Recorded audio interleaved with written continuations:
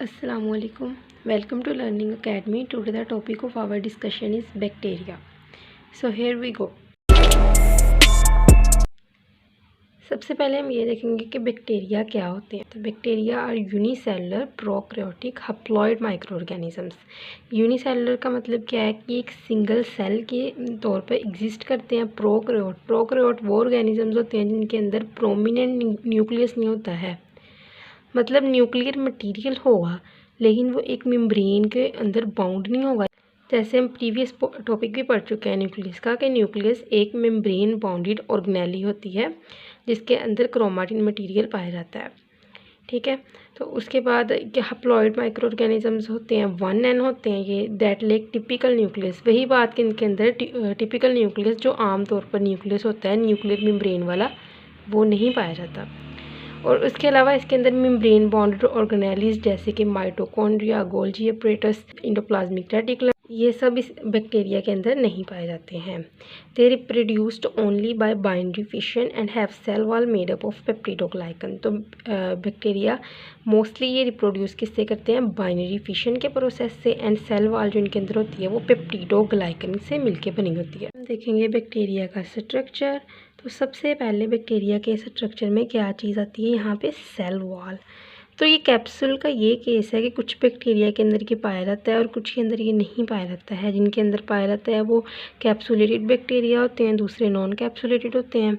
तो सबसे पहले जो कॉमन चीज़ है सब बैक्टीरिया में वो सेल वॉल, सबसे ऊपर वाला जो हिस्सा होगा वो इसकी सेल वॉल होगी। तो सेल वॉल जो होती है वो टफ होती है, रिजिड होती है due to the presence of the strong fibre. तो सबसे ऊपर वाला स्ट्रक्चर जो होगा वो सेल वॉल होगा। तो cell wall is tough rigid due to the presence of the strong fibre composed of the heteropolymers called peptidoglycan और म्यूरन। तो सेल वॉल क्या होगी? ये टफ होगी और रिजिड होगी। किस चीज़ की वजह से? क्योंकि इनके अंदर स्ट्रॉन्ग फाइबर पाए जाते हैं हेट्रोपॉलीमर्स के, जो कि पेप्टिडोग्लाइकन होगा और म्यूरन। तो बैक्टीरिया जो होते हैं इनको सेल वॉल की बेस पे दो कैटेगरीज में डिवाइड किया जाता है, ग्राम नेगेटिव बैक्टीरिया और ग्राम पॉजिटिव बैक्टीरिया। तो ग्राम नेगेटिव बैक्टीरिया कौन से होते हैं? ये वो वाले बैक्टीरिया होते हैं जिनके अंदर सेल वॉल जो होती है वो मुख्तलिफ लेयर से मिलके बनी होती है। मतलब पेप्टिडोग्लाइकन है एक, इसके ऊपर 3 लेयर्स और पाई जाएंगी। एक होता है फोस्फोलिपिड की लेयर, एक होता है लिपोपोलीसेक्राइड और एक होता है ग्लाइकोलिपिड की लेयर। और उसके अलावा भी पेरिप्लाज्मिक लेयर्स पाई जाती हैं, इसके ऊपर कुछ लेयर्स पाई जाती हैं। और इसका जो डायामीटर होगा वो 2 नैनोमीटर होगा। और उसके अलावा ये कि दूसरी लेयर जो होती है वो होगी ग्राम पॉजिटिव बैक्टीरिया की। तो ग्राम पॉजिटिव बैक्टीरिया की जो लेयर होती है वो जस्ट एक ही लेयर से मिलके बनी होती है और वो पेप्टिडोग्लाइकन ही होगी। और ग्राम पॉजिटिव बैक्टीरिया की लेयर 16 से 18 नैनोमीटर थिक होगी। तो उसके बाद हम बात करेंगे सेल मेम्ब्रेन। सेल मेम्ब्रेन कौन सी मेम्ब्रेन होती है, कौन सी लेयर होती है? तो ये एक ब्लैक लेयर है, ठीक है। उसके अंदर जो मैंने ब्राउन मार्कर से मार्क की हुई है वो है सेल मेम्ब्रेन। मतलब सेल वाल के अंदर वाली लेयर कौन सी होगी? वो होगी सेल मेम्ब्रेन। तो boundary layer of the protoplast, मतलब प्रोटोप्लास्ट के साथ जो डायरेक्ट कॉन्टैक्ट में है, situated beneath the cell wall के नीचे पाई जाती है। इट इज़ थिन, ये थिन होगी, इलास्टिक होगी, सेमी परमिएबल होगी। सेमी परमिएबल का मतलब क्या है कि सिलेक्टिव सब्सटेंस को ये अपने अंदर से गुजरने देगी या फिर बाहर जाने देगी। उसके अलावा ये बैरियर के तौर पे काम करेगी, जो सब्सटेंस सिलेक्टिव नहीं होंगे। और ये मिलके बनी होती है फॉस्फोलिपिड से और प्रोटीन से। तो it regulates the movement of the material in and out of the cells. तो ये रेगुलेट करती है मटेरियल्स की मूवमेंट को। तो नेक्स्ट है इसके अंदर मीसोसोम। मीसोसोम कौन सा स्ट्रक्चर है? ये वाला, मतलब जो इनर वाल है प्लाज्मा मेम्ब्रेन, सेल मेम्ब्रेन, वो अंदर की तरफ इन्वेजिनेट होकर ना ऐसा एक स्ट्रक्चर बना देगी जिसको हम क्या कहेंगे? मीसोसोम। तो ये स्ट्रक्चर जो होता है ये सेल डिवीजन, डीएनए रेप्लिकेशन और फोटोसिंथेसिस में काम आता है। तो उसके बाद है चौथी चीज़ है हमारे पास ribosomes, the most important thing. ये हर बैक्टीरिया के अंदर पाए जाएंगे। तो ये एक ग्रेन लाइक स्ट्रक्चर होता है, about 10 to 20 nanometre in size.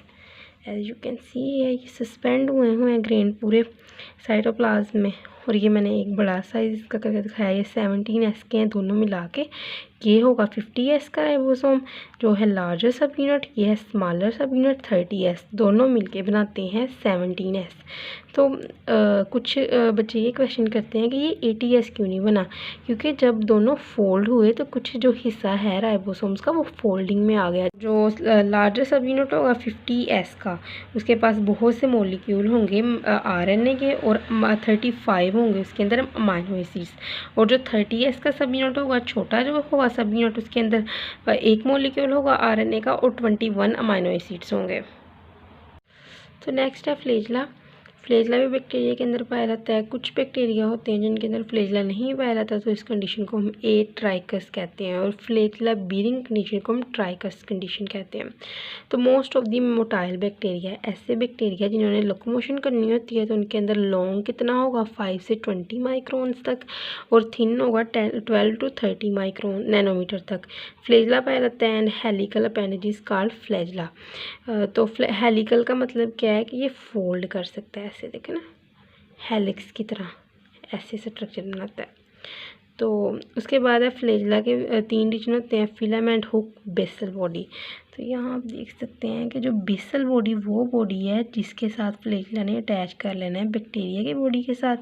उसके बाद आ गया हुक। हुक वो है, ये वो रीजन है जिससे फ्लैजेला इधर उधर मूव कर सकता है, मतलब पीछे वाली फिलामेंट इधर उधर वो ऊपर या नीचे मूव करके ना एक स्ट्रोक पैदा कर देगी, जिसकी वजह से ये वाटर या फिर जो स्ट्रक्चर लेयर जो होगी उसके ऊपर ये मूव कर सकते हैं।